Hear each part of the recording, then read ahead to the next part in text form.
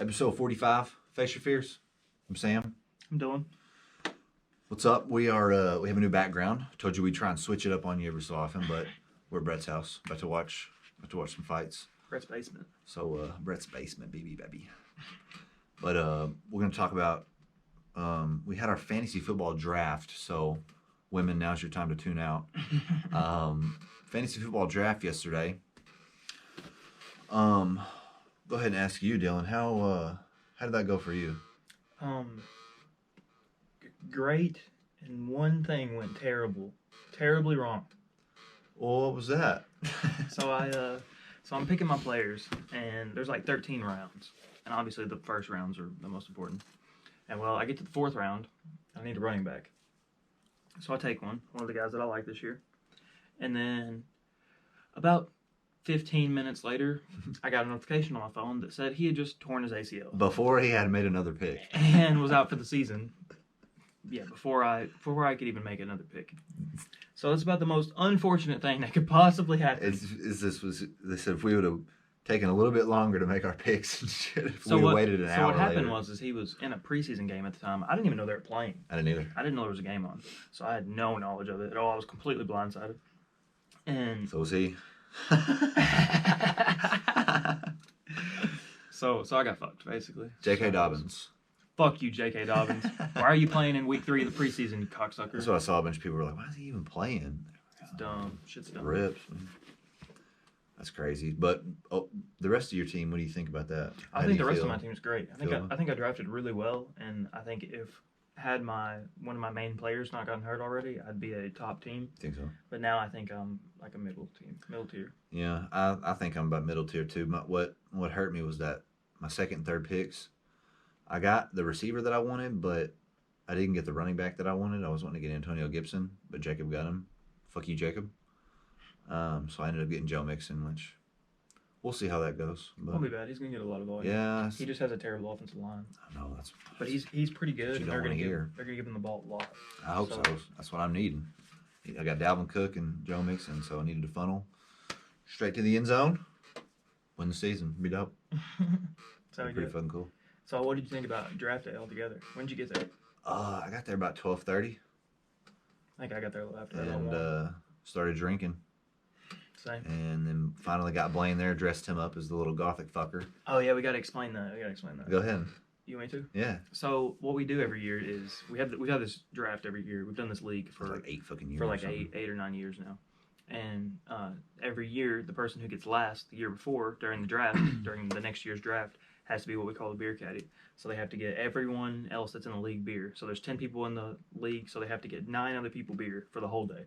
So you got there at 12:30. I got there about 1. Mm-hmm. I left at midnight, so he had to get us beer for almost 12 hours long. So that's the first punishment. The second punishment is we get to dress them up however we want. Some random And we picked a gothic person this year. I wish we could put a picture of him up. We picked a screen. gothic person here. I had to figure that out one day. Go check my Instagram. But oh my god, it was funny. So he had a black wig on, like a long black hair, and we had some dark black eyeliner, and we even got some powder shit to make his face look whiter and some black lipstick. We gave him a black shirt and black pants and a choker and some wallet chains and shit. It was awesome. Black. Did you say he painted his nails? Yeah, we painted his nails too. Put Black. sleeves on him. Oh yeah, we put fake tattoo sleeves on all him. over He had his arm. full sleeves. Those down his actually arm. look kind of fucking good though. Yeah, that actually made me mad. I know, they looked good. I was actually pissed looked off. cool. I was like, that's bullshit. You should be able to look cool. But yeah, that's probably the best part about draft day is get that motherfucker dressed up and then, hey, you give me a beer? Yeah, so what I did this multiple times. We were at our buddy's house that has a pool, so a lot of people were swimming, and I was outside of the pool for a while. And our friend Jacob was sitting beside me, and one time Jacob was like, Blaine, go get me a beer. So he had to get all the way out of the pool and come get the beer out of the cooler that was right beside us. Like, literally, it's me sitting here, Jacob sitting right beside me, and the cooler with all the beer in is right here. And he'd be like, Blaine, come get us a beer. So he'd come and get Jacob a beer, then he'd go get back in the pool, and I'd be like, Blaine, I need a beer too. And he'd have to get out and come get us a beer. No, I'm not doing it. You have to. Well, you have to, Blaine. we get to beat the shit out of him. He actually took it a lot better than what I thought He he did. would. He started off, he was kind of resenting it a little bit, but then he just gave into it. Yeah, he gave in, which was good. He said, if you give in, you'll have more fun. I thought whenever we broke out the eyeliner and shit, I thought he was gonna be like, hell no. But he took it well. So shout out Blaine. Thank you. Yeah, he did well. That was good, Blaine. I'm proud. Because last time he was the beer caddy, he did not do very well. No. The problem was he got really drunk, and once he got really drunk, he just didn't give a shit anymore. He was basically just like, fuck y'all. We'll see what he does next year whenever he's last again. So what was that like for you? You were the beer caddy last year. I know. It was, well, I had to work. We did it on a Friday, so I didn't get there.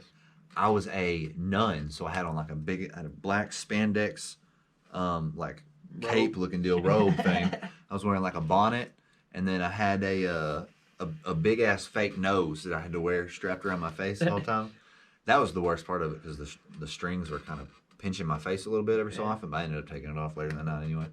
But nobody really got too fucked up that night either, so I didn't really have to get too many drinks. Started at like 7 because that was the problem. Had to work. Usually we do it on Saturdays, but last year we couldn't get everybody together on Saturdays, so Sam got lucky and got to do it on Friday. Only did it for like 5 hours probably. Yeah, started at like 7, ended at like midnight or so.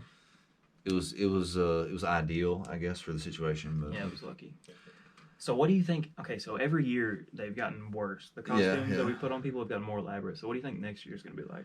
Next year it's probably going to be something demoralizing because we're going to be like, fuck it, let's just do it. We might, instead of making them dress, we might make them like do something like we talked about making somebody take the ACT. It probably won't be like that, but like something like that. Like they'll have to go out or do something stupid like on the side of the road or some shit. But that'd be cool.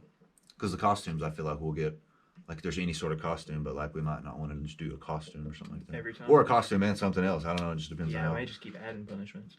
See, I don't mind the costume as long as it's not like, as long as you don't make me wear like a bikini or something. Like, I'm not doing that. I don't want any balls popping out or anything like that. Yeah, but besides that, like, if I got last, I'd be cool with wearing whatever. Yeah. I don't give a shit. Well, we'll think of your costume too, because you might get last this year. My guy getting hurt. It's fucking likely. It's likely.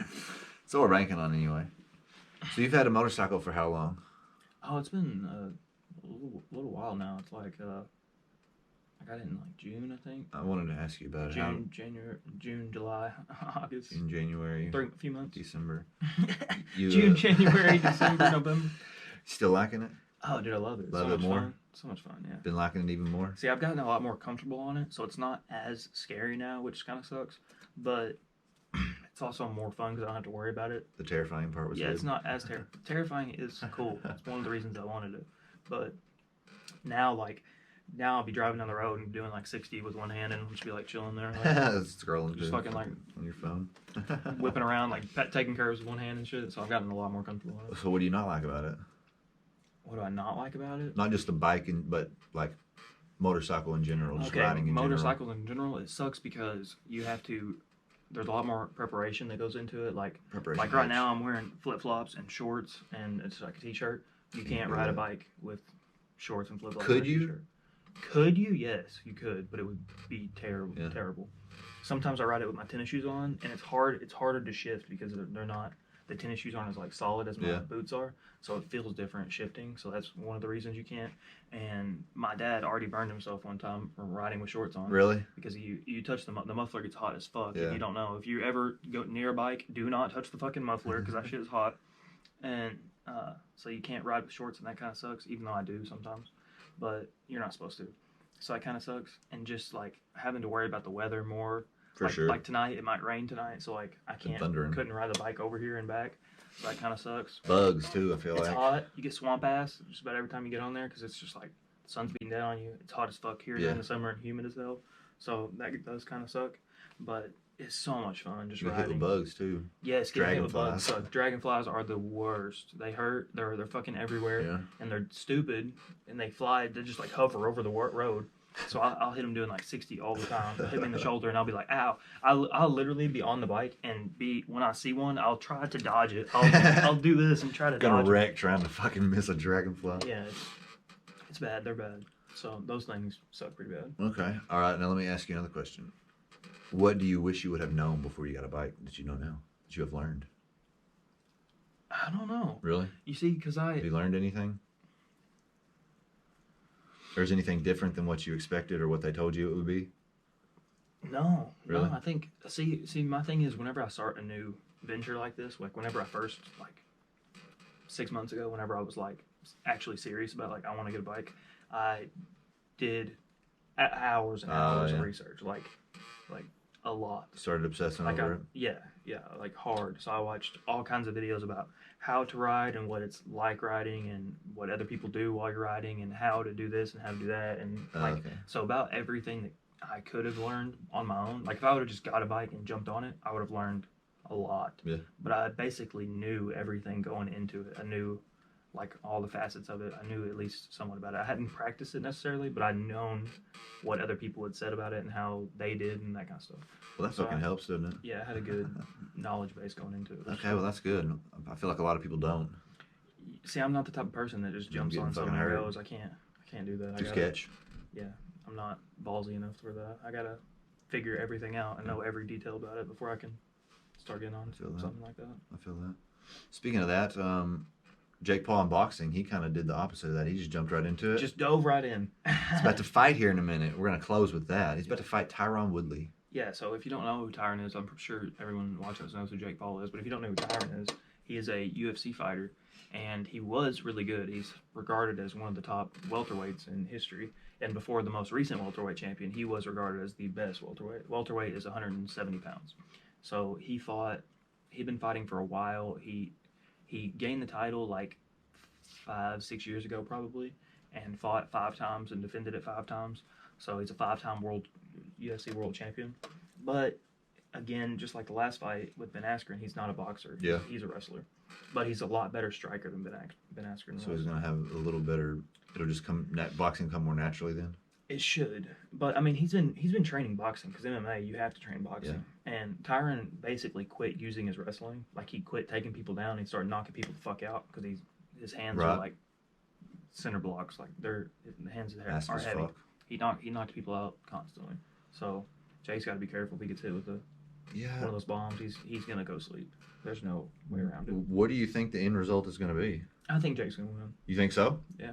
So what happened to Tyron is, once he had been the champion for a long time, and I think he didn't want to do it anymore. Oh. Like he wanted to do other. He likes, like you saw in the preview thing earlier, where he was rapping and he does movies and things like that. So I think he is ready to. He was on his way out of fighting, and then another guy came up who was clearly better than him, and beat him. And then he had a few more fights in the UFC, and he looked awful. Yeah. Like really bad. There's a reason why Jake picked Tyron Woodley. Really? It's not random. Oh yeah, all of his picks have been strategic so far. It's not ever anybody at the top of their game. So Tyron, his last few fights in the UFC got dominated. Like wasn't even close. He got these shit beat. Granted, he was fighting the number 1, number 2, and number 3 people in the world. But he's supposed to be number 1 too. But he was supposed to be one of the top guys. Yeah, you're not supposed to get the shit kicked out of you. But if he would have fought the average guys in the UFC, he would have wrecked him. Yeah, probably. But the top guys absolutely ran through him. So you got a Jake Paul victory tonight. That's what I think. How much money do you think he's making? Oh God, I mean it depends on the pay-per-view sales, but I bet he makes a couple million. Both of them off the top. Or you think Jake makes more? Jake make a lot more. Yeah, that's bullshit. Jake will probably make double what Tyron makes. It's ridiculous. But that's who it is. It's all about who the draw is. Like when Floyd and Logan Paul fought, I bet Floyd made 2 or 3 times as much as Logan did. Probably. Because he's a bigger name. He's fucking Floyd Mayweather. Jake might come out and surprise everybody and have some sort of skill, and I just feel like he's not going to be able to match the skill of Tyron Woodley, even though Tyron Woodley's not extremely skilled. Yeah. Just because of the background. But Jake's been boxing for a while now. He's been doing it for a while. He's been training. Apparently, he's been training pretty intensely. So. Yeah, for the last 4 years now. I'm gonna go Tyron Woodley. Oh, you're gonna go take Jake. I'll go. You gonna put money on it? You put money where your mouth is? $5. $5. $5. All right, you saw it. I'll be $5 richer whenever this comes out tomorrow. All right, you ready to fucking end it? Sure. This thing's about to start. Thanks for listening. This was 45. So 5 more till 50, and then that's when the $1 million start coming in, I think. That's when we start getting the millions. Be sure to like and subscribe if you're on YouTube, you dumb bitch. But if you're listening on Spotify, thanks for listening, yo. But see ya. See you later.